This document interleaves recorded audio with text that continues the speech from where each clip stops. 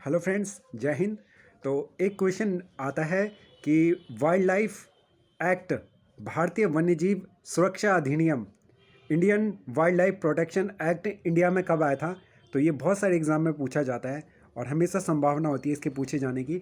1972 में एक अधिनियम के द्वारा इसको पारित किया गया था, जिसका मेन उद्देश्य, main motto, to protect all wildlife animals and species from hunting activity. और हमारे सरकार ने इसको 1972 में लेके आई थी।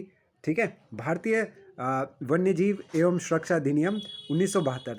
उसी के बाद नेक्स्ट ईयर फ्रेंड्स 1973 में प्रोजेक्ट टाइगर को लाया गया, जिसका मेन उद्देश्य था कि टाइगर जो जिनकी संख्या कम हो रही थी उनको किसी भी प्रकार से बचाना, उनका संरक्षण करना और ऐसे नए नए वाइल्ड लाइफ सेंचुरी की स्थापना करना जहाँ पे टाइगर क्या हो सके, पूरी तरीके से प्रोटेक्ट हो सके। तो इसी तरह से फ्रेंड्स मैं आपको बताऊं, इंडिया में वन हॉर्न राइनो, एक सींग वाला गैंडा, जो कि सिर्फ और सिर्फ आपके काजीरंगा नेशनल पार्क, जो कि असम में वहाँ पे पाया जाता है। ये सारे एनसीईआरटी के क्वेश्चन हैं। इसी तरह मानस नेशनल पार्क भी आपके कहाँ पे है, यहीं पे ही है, असम में ही। ये बात आपको ध्यान रखनी है। इसके अलावा फ्रेंड्स जो प्रोजेक्ट टाइगर है 1973 में इसकी शुरुआत करी गई थी। ठीक है, और वर्तमान में जो टाइगर की हम संख्या देखें तो मध्य प्रदेश में बहुत सारे टाइगर हैं। हमारे उत्तराखंड में, कर्नाटक में, मध्य प्रदेश में बांधवगढ़ वाइल्ड लाइफ सेंचुरी है। इसके अलावा उत्तराखंड में तुम्हारा जो जिम कॉर्बेट नेशनल पार्क है, भारत का सबसे पुराना national park Jim Corbett national park, जिसका पुराना नाम हैली नेशनल पार्क था, जो कि एक ब्रिटिश ऑफिसर के नाम पर था। ठीक है फ्रेंड्स, तो यह भी आपको ध्यान रखना है। उत्तराखंड के जिला नैनीताल में पड़ता है ये। ठीक है, इसके अलावा कर्नाटक में भी बहुत सारी वाइल्ड लाइफ सेंचुरी है। ठीक है, जहाँ पे प्रोजेक्ट टाइगर का मिशन बहुत ही अच्छी तरीके से हुआ है और सबसे ज़्यादा भी मध्य प्रदेश में टाइगर पाए जाते हैं। इसी तरह एक हथिनी सुरक्षा अधिनियम भी आया था, जिसमें मतलब हाथियों को बचाने के लिए भी वो आता, वो आपका 1993 में है। ठीक है, हाथिनी प्रोजेक्ट की शुरुआत हुई थी। जिस तरह से प्रोजेक्ट टाइगर की शुरुआत हुई है, उसी तरह से हथिनी प्रोजेक्ट की भी शुरुआत हुई है 1993 में, हथिनी प्रोजेक्ट। और वर्तमान में हमारे भारत में बहुत सारे हाथी पाए जाते हैं, तो ये बात भी हमें ध्यान रखनी है फ्रेंड्स। कुछ और बातें हम कर लेते हैं। 3 तरह के फ्रेंड्स फॉरेस्ट पाए जाते हैं। एक होता है रिजर्व फॉरेस्ट, एक होता है प्रोटेक्टेड फॉरेस्ट। ठीक है फ्रेंड्स, एक हो गया, और एक होता है अनक्लास फॉरेस्ट। जो रिजर्व फॉरेस्ट है फ्रेंड्स, इसके बारे में मैं आपको बता दूं कि ये सबसे हमारे वैल्यूबल फॉरेस्ट हैं, और जितने भी इंडिया में फॉरेस्ट हैं उसके मोर देन 50% फॉरेस्ट इसी में पाए जाते हैं, रिजर्व फॉरेस्ट में। और इनमें किसी भी प्रकार के एक्टिविटी, यहाँ से किसी भी प्रकार के चीज़ों को इकट्ठा करना, ठीक है, वो सारे के सारे क्या होता है, प्रतिबंध होता है। और रिजर्व फॉरेस्ट ऐसे क्षेत्र होते हैं जो आरक्षित वन, जिसको हम हिंदी में कहते हैं, और यहाँ पे बिना अनुमति के, वन विभाग की अनुमति के आप जा नहीं सकते, और किसी प्रकार की एक्टिविटी बिल्कुल क्या होती है, इलीगल होती है।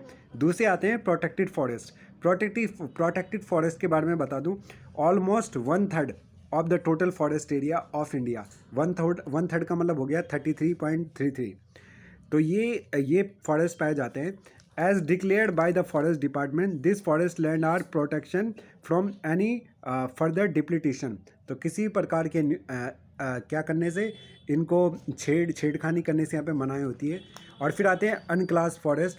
अनक्लास फॉरेस्ट में बाकी जो शेष बचे हुए वन हैं वो आते हैं। These are other forest and wastelands belonging to the both government and private individual and communities. तो आपको ये ध्यान रखना बहुत इंपॉर्टेंट था। Reserve forest, protected forest and unclass forest.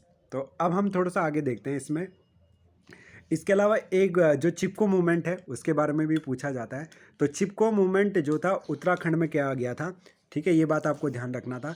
वहाँ पे जो उत्तराखंड का एक डिस्ट्रिक्ट है, वहाँ पे इसके बारे में हम देख लेते हैं। The famous Chipko movement in the Himalaya has not only the successful, हम देखते हैं कि इसमें क्या हुआ था कि जो सुंदरलाल बहुगुणा थे, उनके नेतृत्व में यहाँ पे बड़ी चिपको आंदोलन को बहुत ही तेज़ी से वहाँ पे करा गया था। और इसमें जब वन विभाग वाले पेड़ों को काटने के लिए आए थे, तो उस डिस्ट्रिक्ट की, चमोली डिस्ट्रिक्ट था एक, उस एरिया में वहाँ की महिलाओं ने और लोकल पीपल ने पेड़ों से चिपक कर उनको काटने से मना कर दिया था, विरोध करा था। विरोध प्रदर्शन करने का एक बिल्कुल नया तरीका था। तो ये चिपको मूवमेंट के नाम में जाना गया, चिपको मूवमेंट के रूप में जाना गया। ठीक है। तो फ्रेंड्स आपको ध्यान देना है, चिपको मूवमेंट उत्तराखंड के चमोली डिस्ट्रिक्ट से शुरुआत हुआ था। फ्रेंड्स इसके अलावा डैम से संबंधित जो आपका हिस्ट्री इसी का ज्योग्राफी का क्लास 10 का चैप्टर है, वाटर रिसोर्स वाला चैप्टर नंबर 3, वहाँ से भी कुछ क्वेश्चन हर एग्ज़ाम में पूछने की पूरी संभावना होती है। जैसे जो डैम के बारे में है, इसमें दे रखा है कि एक आपका जो है सलाल डैम कहाँ पे पाया जाता है, तो फ्रेंड्स ये जम्मू कश्मीर में है सलाल डैम। इसी तरह से भाखड़ा नागल डैम पंजाब और हिमाचल की सीमा पर पाया जाता है, ठीक है। हमीरपुर डिस्ट्रिक्ट है, वहाँ पे है ये भाखड़ा नागल डैम, हिमाचल और पंजाब में, ठीक है। तो ध्यान रखना आपको, भाखड़ा नागल डैम सतलुज नदी पर ये बना हुआ है, ठीक है फ्रेंड्स, आपको ध्यान रखना है भाखड़ा नागल डैम। इसके अलावा फ्रेंड्स आपका एक है राणा प्रताप सागर डैम, राणा प्रताप सागर डैम। तो ये महाराणा प्रताप कहाँ के थे, राजस्थान के, तो राजस्थान में ये है महाराणा प्रताप, और चंबल रिवर पर है, चंबल नदी पर। इसके अलावा सरदार सरोवर डैम आपके गुजरात में है, जो कि नर्मदा नदी पर है, नर्मदा नदी पर। इसके अलावा फ्रेंड्स आपका जो एक डैम है नागार्जुन सागर डैम, ये आपका आंध्र प्रदेश और साथ में आपका जो तेलंगाना है, आंध्र प्रदेश और तेलंगाना उसके बॉर्डर पर ये नागार्जुन सागर बांध है, कृष्णा नदी पर। तो ये भी आपको ध्यान रखना है। इसके अलावा फ्रेंड्स एक और डैम बहुत ही इंपॉर्टेंट है, वो महानदी उस पर है, हीराकुंड डैम है उड़ीसा में, और ये महानदी रिवर पर है, महानदी रिवर पे। टिहरी डैम उत्तराखंड में है, उत्तराखंड टिहरी डैम, और उत्तराखंड में उत्तराखंड राज्य में, हिमालय राज्य में पाया जाता है टिहरी डैम, सबसे बड़ी हाइट में बड़ा हुआ डैम है। तो ये मेन डैम थे जो कि हमारे एनसीईआरटी ने कवर करे हैं। नागार्जुन सागर बता दिया मैंने आपको, ठीक है। तुंगभद्रा मैंने ये आपको बता दिया है, ठीक है। तो ये सारे के सारे फ्रेंड्स ये डैम थे, ये भी बहुत ही इंपॉर्टेंट है जो पूछे जाते हैं पेपर में। अब हम फ्रेंड्स एग्रीकल्चर चैप्टर से कुछ इंपॉर्टेंट चीज़ें देखेंगे। जैसे प्रीमिटिव सब्सटेंस फार्मिंग होती है, तीन चार टाइप की फार्मिंग होती है। एक होती है प्रीमिटिव सब्सटेंस फार्मिंग, एक होती है झूमिंग, और एक होती है आपकी कॉमर्शियल फार्मिंग, एक होती है इंटेंसिव सब्सटेंस फार्मिंग। जो प्रिमिटिव सब्सटेंस फार्मिंग है, जिसको कहते हैं प्रारंभिक जीविका निर्वाह कृषि, इसमें बेसिकली क्या होता है कि छोटे पैच ऑफ लैंड पर कल्टीवेशन एक्टिविटी की जाती है, और बहुत ज़्यादा हम कमर्शियल पर्पस से या अधिशेष के पर्पस से हम क्या नहीं करते, कृषि नहीं करते। तो एक छोटे लैंड पर हम करते हैं, और गांव में देखने को मिलती है हमें प्रिमिटिव सब्सटेंस फार्मिंग। और फिर हम देखते हैं दूसरी वाली जो होती है ये, और जो प्रिमिटिव सब्सटेंस फार्मिंग होती है, इसको हम झूमिंग के नाम से भी कई जगह जानते हैं। झूमिंग जो एक जगह पर हम करते हैं, फिर थोड़ी दिनों बाद या कुछ समय बाद उस एरिया से दूसरी एरिया में हम शिफ्ट हो जाते हैं। तो झूमिंग को इंडिया में भी अलग अलग नाम से कई जगह जाना जाता है। इसके अलावा वर्ल्ड में भी इसको, जैसे इस एक्टिविटी को मिल्पा कहा जाता है मैक्सिको में, ठीक है। मैक्सिको एंड सेंट्रल अमेरिका में, कोनुको कहा जाता है वेनेजुएला में, रोका कहा जाता है ब्राज़ील में, मसोलो सेंट्रल अफ्रीका में कहा जाता है, और लद्दाख इंडोनेशिया में कहा जाता है। और झूमिंग हमारे नॉर्थ ईस्ट में इसको कहा जाता है, नॉर्थ ईस्ट एरिया में। इसके अलावा आपके जो है असम, मेघालय, मिजोरम, नागालैंड में इसको झूमिंग कहते हैं। पलामू इसको मणिपुर में कहते हैं पलामू, और दीपा इसको बस्तर डिस्ट्रिक्ट में कहते हैं छत्तीसगढ़ के। और अंडमान निकोबार आइसलैंड में भी इसको दीपा कहते हैं। तो ये झूमिंग एक्टिविटी के अलग अलग नाम हैं।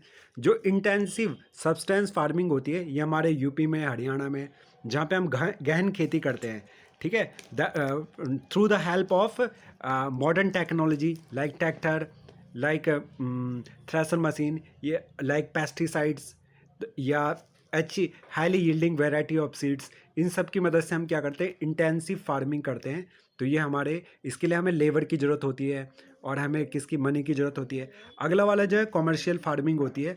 कॉमर्शियल फार्मिंग में भी हमें मॉडर्न टेक्निक की ज़रूरत होती है, और कॉमर्शियल फार्मिंग में हम देखते हैं इसको हम मार्केट के पर्पज़ से इनका प्रोडक्शन करते हैं। और नॉर्थ में, साउथ में, इंडिया में बहुत सारे स्टेट में, बेसिकली हरियाणा, यूपी, पंजाब, तुम्हारे तमिलनाडु, ठीक है, कर्नाटक, तुम्हारा महाराष्ट्र, मध्य प्रदेश, इन सब जगह कॉमर्शियल फार्मिंग एक्टिविटी की जाती है। तो हमें ध्यान रखना है, उड़ीसा में भी। और इसमें कॉमर्शियल फार्मिंग के अगर एग्जांपल पूछे जाते हैं, तो उसमें आपका बनाना प्लांटेशन हो गया, जो कि साउथ इंडिया में फेमस है। इसी तरह से कॉफ़ी हो गया, रबड़ हो गया, शुगर केन हो गया, ठीक है, टी हो गया। तो ये सारे के सारे क्या हैं, कॉमर्शियल फार्मिंग के एग्जाम्पल है, ठीक है। इसके अलावा बैम्बू प्लांटेशन भी कॉमर्शियल फार्मिंग का एक एग्जाम्पल है, जो कि नॉर्थ ईस्ट इंडिया में करा जाता है, ठीक है फ्रेंड्स। ये हमने देख लिए रबी, खरीफ एंड जायद, 3 तरह की जो फसलें होती है, रबी, खरीफ एंड जायद। रबी की जो फसल होती है वो आपके नवंबर दिसंबर में सोन करी जाती है, बोई जाती है, और बाद में अप्रैल मई में, मार्च अप्रैल मई में इसको काट लिया जाता है, ठीक है। और रबी की जो मेन फसल फ्रेंड्स आपकी है रबी की, इसमें वीट मेन फसल हो गई, ठीक है। और खरीफ की जो मेन फसल है वो राइस है, वो आपके इसको मानसून क्रॉप भी कहते हैं, और इसमें राइस मेन हो गई। इसके अलावा आपका ग्राम हो गया, मटर हो गया, पी। तो इसमें हम देखते हैं कि मानसून जैसे ही आता है जुलाई के टाइम पे, उस टाइम पे इसको सोन किया जाता है, और अक्टूबर नवंबर में इसको हार्वेस्ट कर लिया जाता है खरीफ को। और रबी और खरीफ के में जो टाइम बीच में पड़ता है उसके उसको उनको बोलते हैं हम जायद, जिसमें वाटरमेलन, कुकुम्बर, मस्क मेलन, ये सारी की सारी चीज़ें होती है। तो ये आपको ध्यान रखने हैं, और कुछ इनके एग्जाम्पल भी आपको रखने हैं कि कौन कौन से इनके एग्जाम्पल है, wheat and other rabi crops, ठीक है।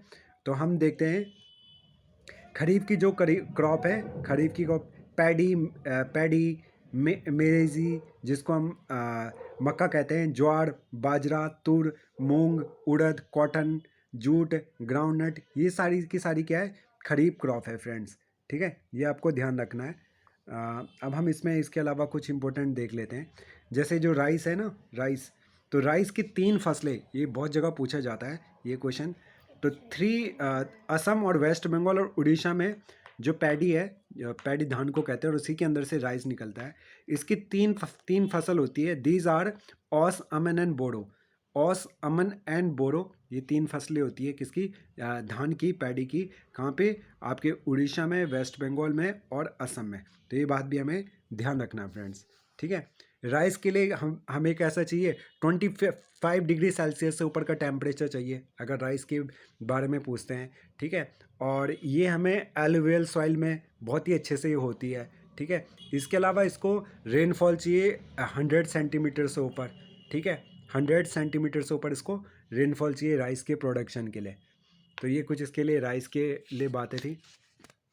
और राइस के प्रोडक्शन में हम चाइना के बाद सेकंड नंबर पे हैं, चाइना के बाद सेकंड नंबर पे हैं। तो बाकी नेक्स्ट वीडियो में करेंगे।